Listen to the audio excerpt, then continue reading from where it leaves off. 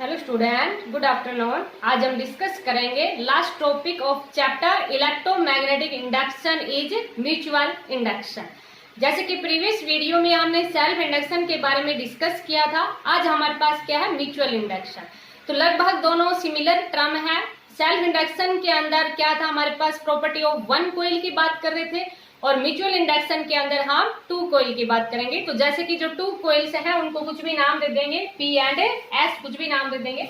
Means mutual induction हमारे पास क्या है, it is the property of two coils by virtue of which each oppose any change in strength of current flowing through the other by developing and opposing EMF. Means इसमें हमारे पास क्या है कि अगर एक के अंदर हम करंट को चेंज करेंगे तो सेकंड जो नेबरिंग कॉइल है उसके अंदर ईएमएफ है वो इंड्यूस होगा, और वो ईएमएफ जो इंड्यूस होगा वो क्या करेगा, अपोज करेगा फ्लो ऑफ करंट को। ये तो हमारे पास हम लेंज लॉ के अंदर भी पढ़ चुके हैं, और वैसे भी Faraday's law of electromagnetic induction के अंदर भी पढ़ा है हमने कि E इज इक्वल टू कितना होता है, minus d phi by d t, और negative sign indicated that it oppose the change in magnetic flux. Induced EMF है वो क्या करता है, अपोज करता है फ्लो पे करंट को। तो देखो बिल्कुल सिंपल सी टर्म है, ये भी बिल्कुल जैसे कि सेल्फ इंडक्शन था उसी तरह से है, बस ओनली थोड़ा सा डिफरेंस है कि it is the property of a two coils. Two coil की बात करते हैं तो जैसे कि हमने एक कॉइल है उसको नाम दे दिया P, और सेकंड कॉइल है उसको किसका नाम दे देंगे, Q का नाम दे देंगे। समझ में आया बेटा? तो पहले जो कॉइल है उसके अंदर जैसे कि करंट को चेंज करेंगे तो इट मींस इसको एक बैटरी के साथ कनेक्ट कर दिया और एक की लगा दी। समझ आया? ये पॉजिटिव ले लिया, ये नेगेटिव, इट मींस ये करंट है वो फ्लो कर रहा है, मींस सेल करंट है वो इस तरह से फ्लो कर रहा है। सेल लगा दिया तो ये सेल करंट की डायरेक्शन आ गई। समझ आ गया? सेल की एक दूसरी कॉइल ले लेंगे, क्योंकि mutual induction is the property of two coils, जिसमें हम किसकी बात करते हैं, टू कॉइल्स की बात करते हैं। तो ये एक सेकेंडरी कॉइल ले ली जिसके साथ क्या लगा लिया, कि करंट इंड्यूस हुआ या नहीं हुआ, तो उसको दिखाने ये देखने के लिए तो क्या लगा दिया, इसके साथ गैल्वेनोमीटर लगा दिया। गैल्वेनोमीटर आपको पता ही है कि जैसे ही अगर थोड़ा सा भी करंट अगर इसके अंदर इंड्यूस होगा तो गैल्वेनोमीटर शोज ए डिफ्लेक्शन। समझ आया बेटा?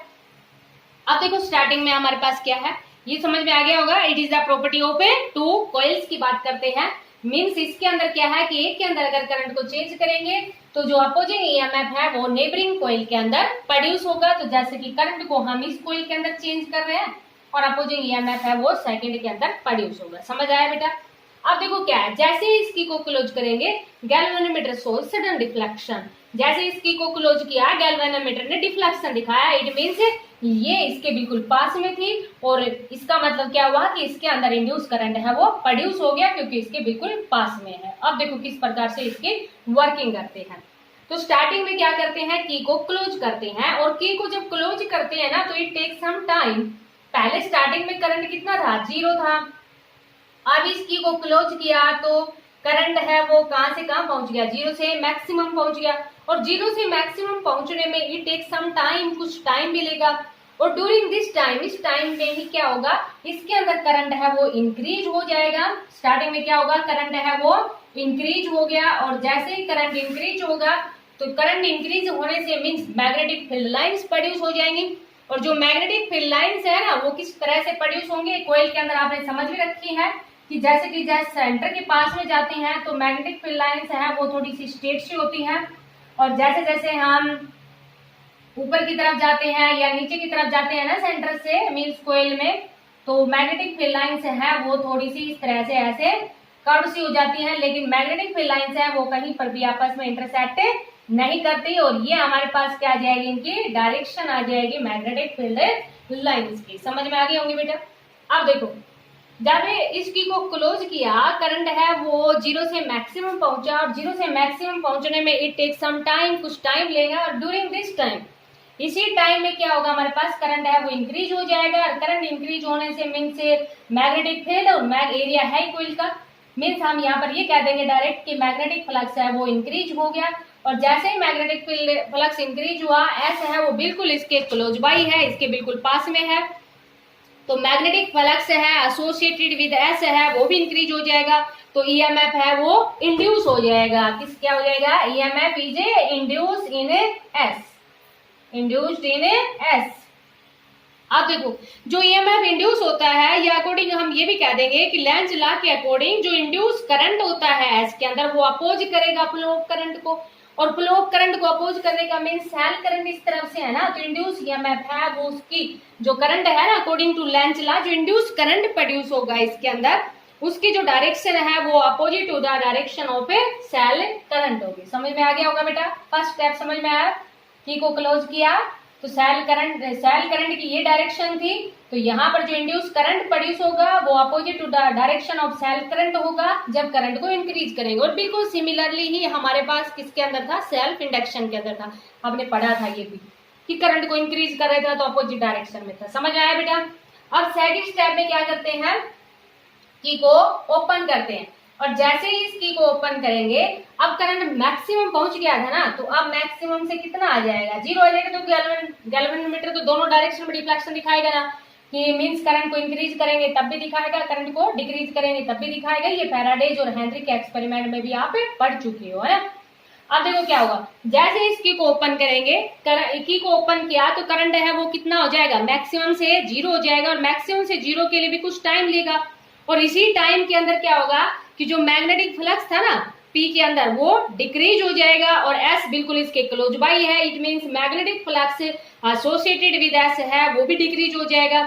It means EMF is induce, देखो डिक्रीज हो या इंक्रीज हो ईएमएफ तो दोनों केस में इंड्यूस होगा, तो ईएमएफ है वो इंड्यूस हो जाएगा इसके अंदर, और जब ईएमएफ इंड्यूस होगा according to Lenz law induce current है ना वो ब्रेक करेगा flow of direction of current को, और flow of direction of current को ब्रेक करने का मीन्स क्या है, मीन्स हम यहाँ पे ये भी कह सकते हैं जैसे कि हमने सेल्फ इंडक्शन के अंदर भी पढ़ा था कि अपोज करता है फ्लो ऑफ करंट को, और जब डिक्रीज ही कर रहे हैं तो उसी डायरेक्शन के अंदर, जिस डायरेक्शन में जैसे डिक्रीज करेंगे तो ये डायरेक्शन आ जाएगी हमारे पास, डिक्रीज करने से मीन्स करंट देखो था तो इसी डायरेक्शन के अंदर, लेकिन आप जब डिक्रीज करेंगे तो इंड्यूस ईएमएफ या सॉरी जो इंड्यूस करंट की डायरेक्शन है वो वही डायरेक्शन हो जाएगी जो सेल करंट की है, जैसा कि हमने सेल्फ इंडक्शन में भी पढ़ा था, क्योंकि दोनों सेम ही टर्म है आपके पास, बस थोड़ा सा डिफरेंस है, यहाँ पर हम 2 कॉइल की बात कर रहे हैं, उसी उसमें हमारे पास क्या था, एक कॉइल के अंदर करंट इंक्रीज या डिक्रीज की बात कर रहे थे, और एक के अंदर ही ईएमएफ इंड्यूस की बात करें। तो समझ आ गया होगा बेटा ये आपको, ठीक है। तो अकॉर्डिंग टू लेंज लॉ के अकॉर्डिंग क्या होगा कि जो ब्रेक करेगा flow of direction of current को, इट मीन्स या अपोज करेगा डिक्रीज इन करंट को, या हम ये भी कह सकते हैं कि ये जस्ट क्या है, डीके ऑफ करंट है, या सिंपल वे के अंदर कि जब क्लोज कर रहे थे की को तो जो इंड्यूस करंट है उसकी अपोजिट डायरेक्शन हो जाएगी, जब की को ओपन कर रहे हैं तो इंड्यूस करंट की डायरेक्शन सेम हो जाएगी। तो ये हमारे पास क्या है, म्यूचुअल इंडक्शन। अब जैसे कि हमने सेल्फ इंडक्शन में पढ़ा था बिल्कुल सिमिलर वैसे ही हमारे पास म्यूचुअल इंडक्शन में है कि जो मैग्नेटिक फ्लक्स एसोसिएट होता है ना वो डायरेक्टली प्रोपोर्शनल होता है करंट के, ये अपने हम देख भी रहे हैं। आई हमारे पास क्या है, strength of current in the coil है, और भाई हमारे पास क्या है, total amount of magnetic flux links with all turns of the coil, जितने भी टर्न्स हैं उनका मैग्नेटिक फ्लक्स। और जब इस प्रोपोर्शनलिटी को हटाते हैं तो एम लेते हैं, M is the constant of proportionality and this constant is known as coefficient of mutual induction या म्यूचुअल इंडक्टेंस। समझ में आया बेटा। तो यहाँ से phi is equal M is equal to कितना आ जाएगा, फाई बाई आई आ जाएगा। बिल्कुल सिमिलरली वैसे ही कि अगर वन कोइल के अंदर जो फर्स्ट कोइल है उसके अंदर करंट अगर यूनिटी है तो मैग्नेटिक फ्लक्स है सॉरी या जो म्यूचुअल इंडक्शन है या कोएफिशिएंट ऑफ म्यूचुअल इंडक्शन है वो किसके इक्वल आ जाएगा, magnetic flux links with the coil के अंदर आ जाएगा, और इसी को हम क्या कहते हैं, coefficient of mutual induction. M को क्या कहते हैं, कोएफिशिएंट ऑफ म्यूचुअल इंडक्शन। तो यहाँ से हम ये कह सकते हैं कि जो कोएफिशिएंट ऑफ म्यूचुअल इंडक्शन है ना टू कोइल वो numerically equal to the amount of magnetic flux links with the coil when unit current is flowing in the neighbouring coil. समझ में आया बेटा कि एक कोइल के अंदर अगर यूनिट करंट प्रोड्यूस कर रहे हैं तो जो कोएफिशिएंट ऑफ म्यूचुअल इंडक्शन है वो किसके इक्वल आ जाएगा, magnetic flux links with in the neighbouring coil. ये फर्स्ट समझ आ गया बेटा। तो एम इज इक्वल टू कितना आ जाएगा, फाई आ जाएगा, ठीक है। सेकंड वे के अंदर जैसे कि हमने ऐसे भी किया था ना, जैसे कि सेल्फ इंडक्शन में किया था वैसे ही we know that according to Faraday's law of electromagnetic induction E is equal to कितना होता है, minus d phi by d t. Phi की जगह हम कितना ले लेंगे, एम आई। तो यहाँ से इज इक्वल टू कितना आ गया, minus M d I by d t. समझ आया। तो E is equal to minus M हो जाएगा ना। कब हो जाएगा? When rate of change of current flowing in one coil is 1 ampere per second या यूनिटी, then induced EMF है वो किसके इक्वल आ जाएगा? कोफिशिएंट ऑफ म्यूचुअल इंडक्शन या म्यूचुअल इंडक्टेंस के इक्वल आ जाएगा। Negative sign indicated that it is oppose the flow of a current. तो यहाँ से देखो हम ये भी कह सकते हैं कि m है ना, वो यहाँ से E is equal to minus M है, तो m इज इक्वल टू कितना लिख देंगे? माइनस ई लिख देंगे ना। तो यहाँ से हम क्या कह देंगे कि जो ये हमारे पास कोफिशिएंट ऑफ म्यूचुअल इंडक्शन है ना ऑफ टू कॉइल है, वो इक्वल है किसके? EMF induce in one coil when rate of change of current in neighbouring coil is 1 ampere per second. कितना फ्लो कर रहा है? 1 एम्पियर पर सेकंड। देन ये m इज इक्वल टू कितना आ जाएगा? माइनस ई। समझ में आ गया होगा बेटा?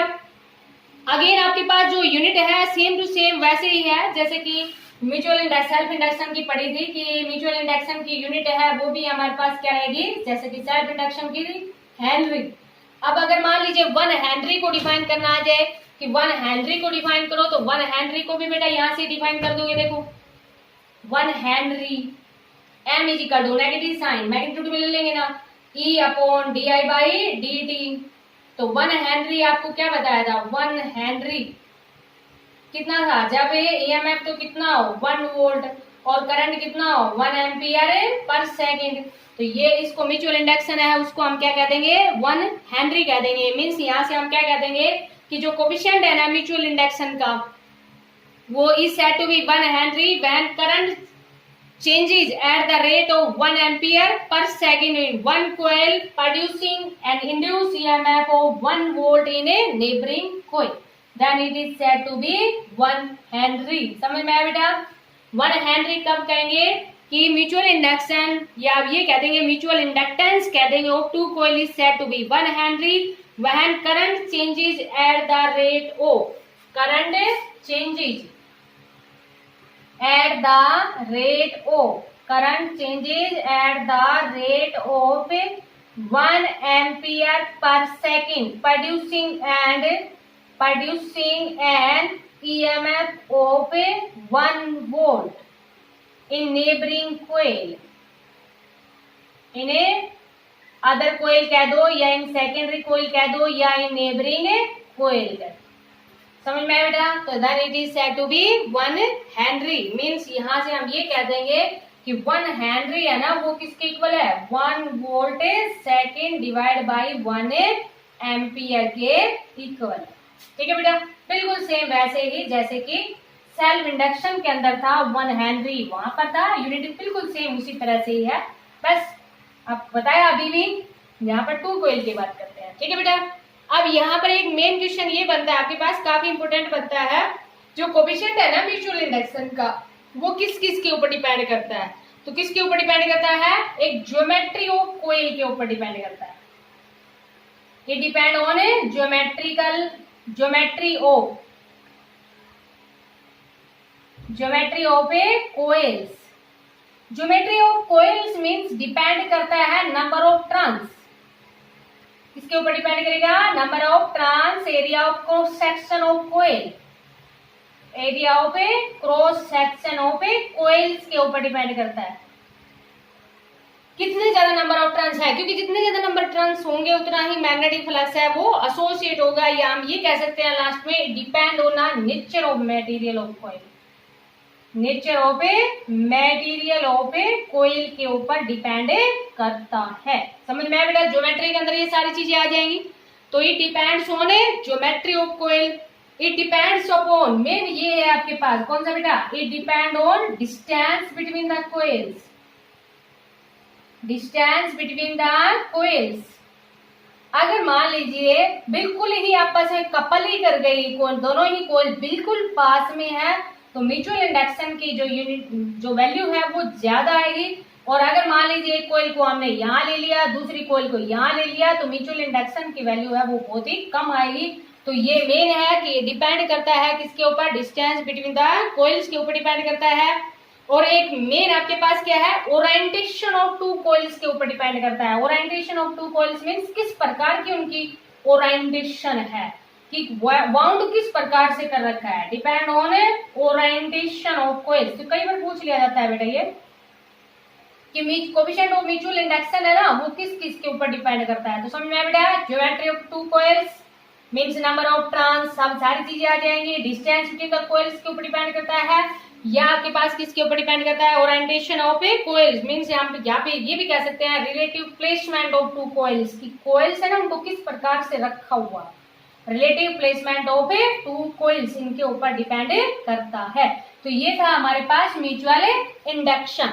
अब एक टॉपिक बचता है इसके अंदर कि mutual inductance of A solenoid. ठीक है बेटा, जैसे कि सेल्फ इंडक्शन था वैसे हमारे पास क्या बचता है इसके अंदर, mutual inductance, mutual induction of A solenoid. अब इसमें एक छोटा सा टॉपिक और डिस्कस कर लेते हैं।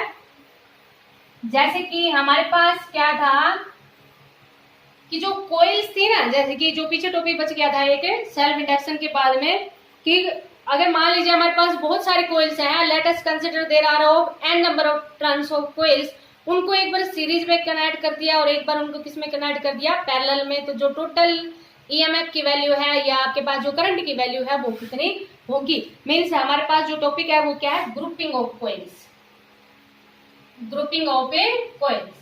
तो कॉइल्स है उनको हम एक बार सीरीज में कनेक्ट करते हैं और एक बार उनको पैरेलल में कनेक्ट करते हैं। तो let us consider there are of कितने भी कॉइल्स मान लो, जैसे कि हमने कितने मान ली, 3 कॉइल्स मान ली, और जो हमारे पास देखो अलग अलग मानिए ना, सारी अलग अलग है। तो पहली का जो सेल्फ इंडक्शन है वो कितना हमने मान लिया L1, दूसरी का कितना मान लिया L2, या हम ये भी कह देंगे सेल्फ इंडक्शन भी मत मानो, ये मान लो कि when the coils are connected in series, और कितने भी मान लेना, एनी नंबर ऑफ कॉइल्स मान लेना, ऑफ इंडक्टेंस कह देना सीधा, inductance L1, L2 and L3। अब देखो बेटा यहाँ पर हमारे पास क्या है, और इनको सीरीज में कनेक्ट किया हुआ है, और सीरीज में जब कनेक्ट करते हैं तो वही चीज है जैसे कि आपके पास रेजिस्टेंस को या कैपेसिटेंस को आप सीरीज और पैरेलल में कनेक्ट किया करते थे। तो जब सीरीज में कनेक्ट करते हैं तो करंट रिमेन्स सेम, तो क्या डिवाइड हो जाता है, ईएमएफ डिवाइड हो जाता है ना, और ईएमएफ डिवाइड होगा तो क्या आ जाएगा, E1 प्लस E2, और लास्ट कितने भी ले लेना, जैसे हमने 3 लिया है तो 3 ले लेना, N ले रखी हो तो N ले लेना, समझ में आया। और ये हम पढ़ ही चुके हैं ना कि E इज इक्वल टू कितना होता है, L di बाई dt होता है। और जब सीरीज की बात करते हैं और सीरीज में करंट रिमेन से सेम, तो इसको क्या लिख देंगे, L1 di बाई dt, इसको क्या लिख देंगे L2 di बाई dt, और इसको क्या लिख देंगे L3 di बाई dt, और अगर N है तो N ले लेंगे। अब देखो di बाई dt सब में सेम है ना, तो इंडक्टेंस है ना वो न्यूमेरिकल के लिए इस तरह से कि अगर सीरीज में कनेक्ट कर रखा है तो इंडक्टेंस क्या हो जाएगा, तो टोटल सीधा सम कर देंगे। अगर यहाँ पर N लेते हैं ना N, तो N टर्म का ले लेते हैं, कहाँ तक चला जाता है ये, N तक चला जाता है, समझ में आया बेटा। तो ये हमारे पास क्या है कि when coils are connected in series, किसके अंदर कनेक्ट किया है, इनको सीरीज के अंदर कनेक्ट किया। अब हम बात करेंगे किसके अंदर, पैरेलल के अंदर, कि N कॉइल्स है या 3 कॉइल्स है, उनको किस में कनेक्ट कर दिया, पैरेलल में कनेक्ट कर दिया। पैरेलल में कनेक्ट करने के लिए जैसे कि ये कॉइल्स है, देखिए ये कॉइल्स ले इस तरह से, एक कॉइल्स ये ले ली, एक ये ले ली, इनको किस में कनेक्ट कर दिया, पैरेलल में, of inductance L1, L2, L3। अब देखो यहाँ जब पैरेलल में होती है तो ईएमएफ रिमेन सेम, तो क्या डिवाइड हो जाता है बेटा, करंट। तो फर्स्ट के अंदर करंट I1 ले लिया, सेकंड के अंदर I2 ले लिया, और 3 मान रखी है 3 मान लेंगे, N मान रखी हो तो N मान लेंगे। अब देखो दोनों तरफ क्या करें भाई, d बाई dt से मल्टीप्लाई कर दें। अब जैसे इसमें d बाई dt से मल्टीप्लाई करेंगे तो ये सभी में अंदर चला जाएगा ना, सभी में अंदर जाएगा, तो di1 by dt plus di2 by dt plus di3 by dt, इस तरह से आ जाएगा, समझ में आया। और ये अभी हमने पढ़ा था ना, E इक्वल टू कितना होता है, L di बाई dt होता है ना, तो di बाई dt को क्या लिख देंगे हम, E बाई L लिख देंगे, समझ आया। पैरेलल में है ना ये इधर क्या है हमारे पास di बाई dt, ठीक है बेटा। अब देखो ये पैरेलल में है और पैरेलल में ईएमएफ रिमेन सेम, तो इसको हम ऐसे लिख देंगे ना, E बाई LP, इसको क्या लिख देंगे E बाई L1, इसको क्या लिख देंगे E बाई L2 और E बाई L3। तो जो पैरेलल में कनेक्ट करते हैं तो क्या हो जाती है, reciprocal of individual inductance, sum of reciprocal of individual inductance. और सीरीज में कनेक्ट करते हैं तो sum of algebraic sum of algebraic sum of all the inductance of the coils या algebraic sum of individual inductance ये भी कह सकते हैं क्योंकि सबका अलग अलग है ना अपना। या algebraic sum of all the inductance of the coils when connected in series और when connected in से parallel। समझ आया बेटा? तो ये था हमारे पास ग्रुपिंग ऑफ कोइल्स, तो इनको आप अच्छे से अंडरस्टैंड करना। Thank you, have a nice day.